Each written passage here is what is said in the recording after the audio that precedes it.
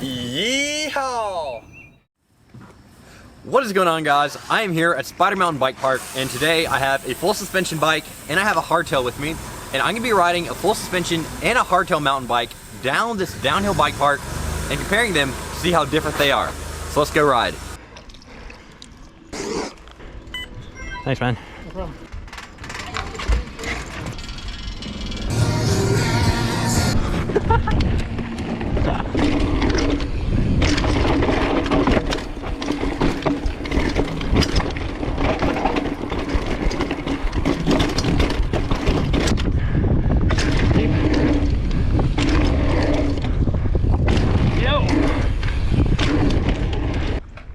So I've now had some warm-up laps on the hardtail and on the full sus, and I think I'm about ready to start making some actual timed runs. It's gonna be my first run down a Black Diamond on the hardtail. I'm gonna repeat the same thing on the full suspension. I'm gonna time those laps and then see how they compare and just see how the two bikes feel different and how they perform on the same track.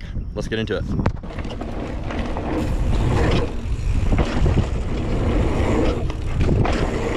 So this is a Black Diamond and it's got some pretty nice jumps.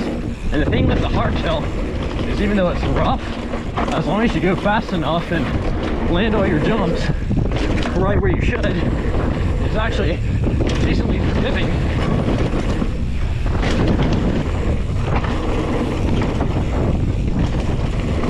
Super fun bermy section right there. Gotta carry some speed through these bumps. I'm feeling my arms get more sore on this hardtail because they're being basically my suspension on my body. So as soon as I make it through this gate, we're gonna call that the end of our run.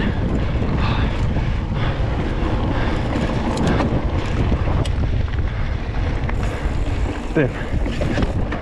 So I finished my lap on the Commensal Meta HT, and as a hardtail, the bike is super aggressive. It doesn't have any problems going over the chunky rocks and stuff. You just gotta really manage your weight and your speed. It's super nice in the jumps because the extra responsiveness of the bike and the solid rear tire really helps you get some pop out of the lip. I did have a little problem. Sometimes I'd lose my speed and it'd be really hard for me to regain that on the jumps just because I can't go quite as fast without all the suspension. But now we're gonna get on the Rocky Mountain. I've got my Marzocchi Bomber coil, and we're gonna see just how much difference I can actually tell between riding a hardtail and a full suspension down these Black Diamond trails. So I think I'm actually gonna notice quite a bit of difference in the chunky stuff and maybe on some of the jumps so I can compress my suspension. But as far as just the berms and everything, I actually might be leaning towards the hardtail because the extra responsiveness I can get out of that rear tire, it feels really nice, and I can already tell just from riding that.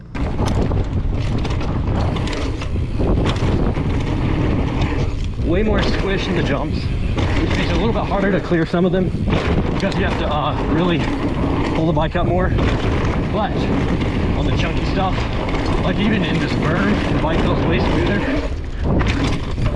No problems there. Oh no!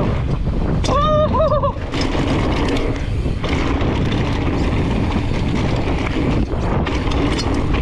These berms are so flowy right here. Just love it.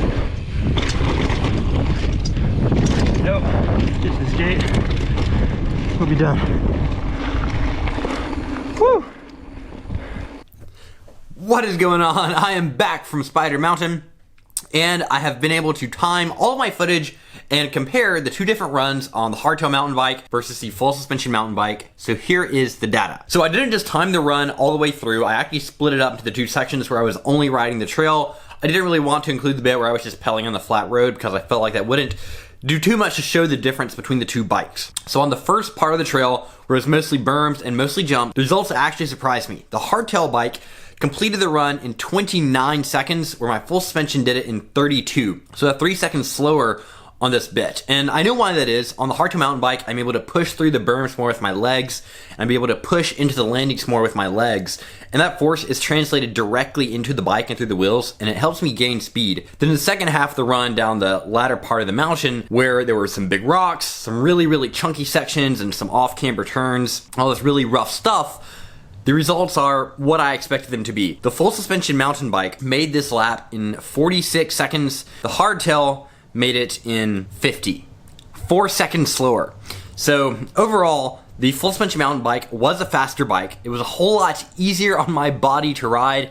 I wasn't getting rattled around, my hands weren't sore, my feet weren't cramping. Like I said, it is pretty noticeable in the berms and in the jumps when you're landing that the Hardtail mountain bike has a little bit more direct response to the trail. You're able to put more power down, you're able to carry your speed more. This is a very interesting comparison, and I was really surprised at just how well a modern hardtail can actually perform and keep up just about equally with a full suspension mountain bike. So I hope you guys enjoyed this comparison of the two different kinds of mountain bikes, and I think it really proves a point that you've probably heard before. Modern mountain bikes are so advanced and they're all really aggressive and they're just such good riding bikes now that your choice of bike doesn't really matter and the specs on your bike doesn't even matter. Whether or not it's a hardtail or full suspension mountain bike, if you're a good rider on any decent modern mountain bike, you're able to perform really well. And sure, some bikes are gonna be faster, some bikes are gonna be a much smoother ride, some bikes are gonna be easier to ride, and some bikes are more forgiving, and there's all these little nuances, but a modern bike is just very capable on just about anything that you throw at it. And of course, there are some outlying circumstances like extremely hard trails. Yeah, you're gonna want some extra suspension travel and some extra help from your machine, but at the end of the day, if you're a good rider, you're going to perform well on basically any kind of bike. That's really fun to me because once you're good at riding, you can experiment around with different kinds of bikes and have a new experience just by riding different things. Maybe it's not the fastest bike in the world, but it's still really fun to ride and just to mess around with. So I hope you enjoy this comparison and take it as a reminder, just get out on the trails and enjoy your bike and have fun riding. And with that, I'll see you guys in the next one. Goodbye.